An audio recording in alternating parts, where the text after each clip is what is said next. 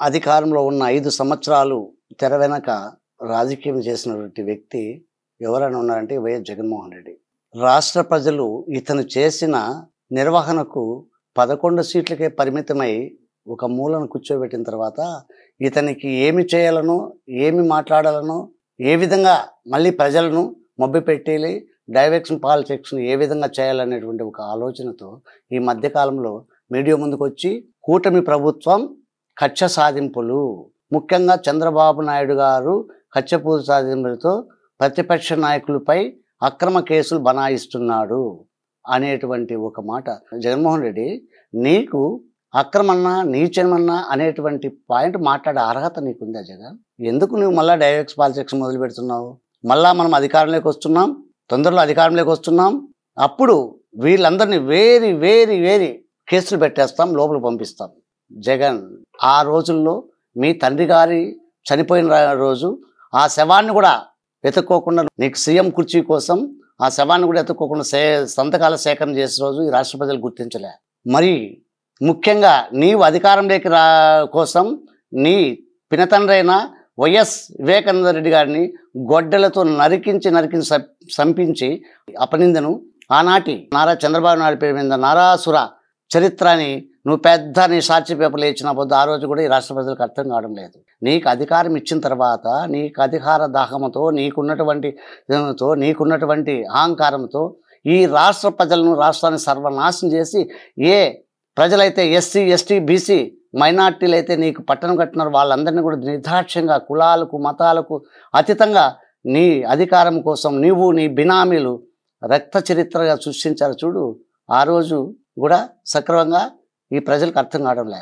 ఈ మధ్యకాలంలో నువ్వు ముందుకు వచ్చి నేను అధికారంలోకి వస్తా, నేను రాష్ట్ర ప్రజలకు చేస్తా, పార్లమెంట్లో నిద్రపోతా అని ఉత్తర ప్రగల్భాలు కలుగుతున్నావు. మాకేమి ఎవరు వద్దన్నారు? నువ్వు ప్రజల్లోకి వస్తే వద్దున్నారా? ప్రజలు వద్దన్నారా? పాలకపక్షం వద్దన్నారా? అవసరం అనిపితే పార్లమెంటు గారి ఊరూరు ఇంటిలో నిద్రపో, ప్రజల సమస్య తెలుసుకో, నీకున్నటువంటి సలహా సూచనలు పాలకపక్షానికి ఇవ్వు, ఏదైనా పాలకపక్షం తప్పు చేసి నిలది. అంతెందుకు, నీకు దొమ్మ ధైర్యం ఉంటే, నీకు మరొకసారి చెప్తున్నా జగన్, నీకు దొమ్మ ధైర్యం ఉంటే నీవు అసెంబ్లీలోకి రా, నీ తొట్టి గ్యాంగ్నంతా కూడా తీసుకొచ్చిన తర్వాత ఇక్కడ మాట్లాడు. అసెంబ్లీలో దేవాలయం లాంటిది, అసెంబ్లీ దేవాలయం, ఆ దేవాలయంలో చర్చించు. నీ మాదిరిగా అధికారం వస్తున్నట్లే నీలాగా మీ యొక్క బినామీలాగా నువ్వు పెట్టుకున్నటువంటి మంత్రులాగా నీచంగా మాట్లాడేవాళ్ళు తెలుగుదేశం కార్యకర్తలకు కూటమి ప్రభుత్వానికి లేదు. జగన్, ఒక్కటి మాత్రం గుర్తుపెట్టుకో, ఈ వేదిక మీద నుంచి మరి ఒక్కసారి మీకు చెప్తున్నాం.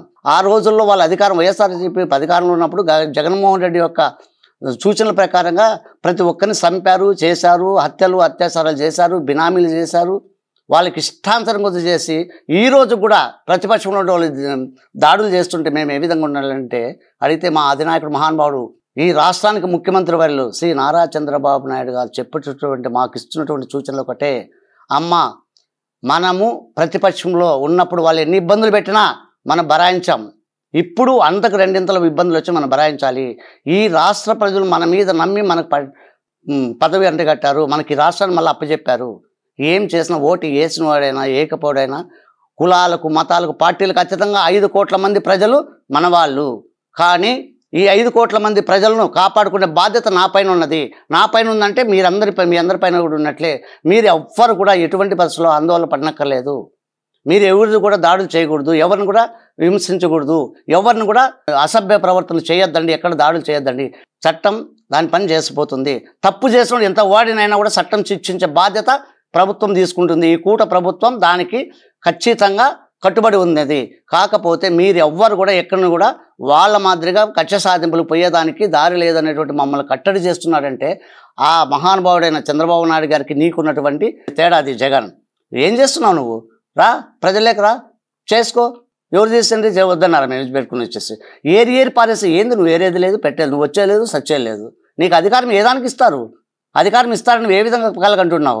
అయ్యా జగన్మోహన్ రెడ్డి, ఇప్పుడు చెప్తున్నాను చూడండి, ఈ మధ్య కాలంలో నీ జతలో పనిచేసి నీ క్యాబినెట్లో ఉన్న వాళ్ళు, నీ ప్రభుత్వంలో నీ పరిపాలనలో ఉన్నటువంటి ఒక్కొక్కరు నిన్ను విభేదించి బయటకు వచ్చి వాళ్ళు చెప్తున్నటువంటి నిజాలు గుట్టలుగా చేస్తుంటే ఈ ప్రపంచ దేశాల్లో నీ అంత నికృష్టమైనటువంటి మనిషి ఎవరూ లేరు. ఇంత దారుణమైనటువంటి ఇట్లాంటి కుక్కలకా మేము ఓట్లేసి గెలిపించి అధికారం ఇచ్చినది? ఇంకొకసారి జగన్మోహన్ రెడ్డికి అధికారం ఇస్తే ఇంక ఈ ప్రపంచాన్ని కూడా ఎవరిని ఎక్కడ బ్రతికిస్తాడనేటువంటి ఆలోచనకు రాష్ట్ర ప్రజలు ఎప్పుడూ వచ్చేసారు.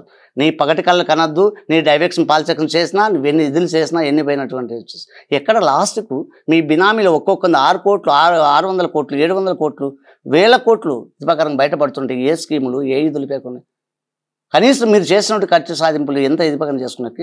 కానీ ఇంకొక తూరు కూడా హెచ్చరిస్తున్నాం, ఇప్పటికైనా మించిపోయింది లేదు. మీ వాళ్ళని నోరు అదుపులో పెట్టుకోమని చెప్పు. మీ ఇదులు ఆ జబర్దస్త్ రోజా ఆమె ఒక స్త్రీ అనేటువంటి ఇదెన్సుకు లేకుండా పోతే ఆమె ప్రవర్తన, ఆమె దుస్సు, ఆమె మళ్ళీ ప్రగల్భాలు పెడుతుంది.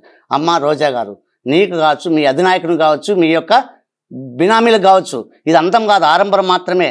మిమ్మల్ని అనుకుండొచ్చు, రాష్ట్రంలో ఉన్నటువంటి తెలుగుదేశం కార్యకర్తలు మీ అంతు చూడాలంటే 1 గంట టైం చాలు. కానీ మా అధినాయకుడు ఆ విధంగా స్వేచ్ఛ ఇవ్వలేదు మాకు. ఎటువంటి పరిస్థితుల్లో ఏ పొరపాటు మీరు చేసినా మిమ్మల్ని శిక్షిస్తానని గట్టిగా ఇది మందలిస్తున్నారు. కాబట్టి అతని యొక్క దేనికి ఆ రోజు ఈ రోజు కూడా మా శిరస్సు వంచి పని చేయడానికి ఆయన శిరోవేదానికి ఆయన ఆదేశాలే మా శిరోవేదగా ఉన్నారు. కాబట్టి నీవు కానీ నీ అధినాయకుడు కానీ రోడ్డు మీద తిరుగుతున్నావు. అది గుర్తుపెట్టుకో రోజా గారు. ఏం చేస్తున్నావు రోజా నువ్వు? ఏదేమన్నా జబర్దస్త్ సినిమా అనుకుంటావా, లేకుంటే ఏమన్నా డూబెక్స్ అనుకుంటున్నావా? ఇప్పటికైనా ఇది పెట్టుకుని వచ్చేసి నీ జగనన్నను పొగుడుకో. ఎవరొద్దన్నారు? ఇప్పుడు నువ్వు మళ్ళీ చంద్రబాబు నాయుడు గురించి, ముఖ్యమంత్రి గారి గురించి, తర్వాత కూట ప్రభుత్వం గురించి మాట్లాడేంత హక్కు అర్హత నీకు నీ జగన్ రెడ్డికి ఉంది అనుకున్నావు రోజా? ఇప్పటికైనా ఈ రాష్ట్రంలో ఉన్నటువంటి ప్రజల తరఫున, తెలుగుదేశం పార్టీ యొక్క కార్యకర్తల పైన మిమ్మల్ని హెచ్చరిస్తున్నాం. మీరు ఏది చేయాలన్నా ఏది పోలన్నా ప్రజల్లోకి రాండి, ప్రజల పరిపాలన చూడండి, విధించండి, అసెంబ్లీలోకి రండి, అసెంబ్లీలో పాల్గొనండి, అసెంబ్లీలో చర్చించండి.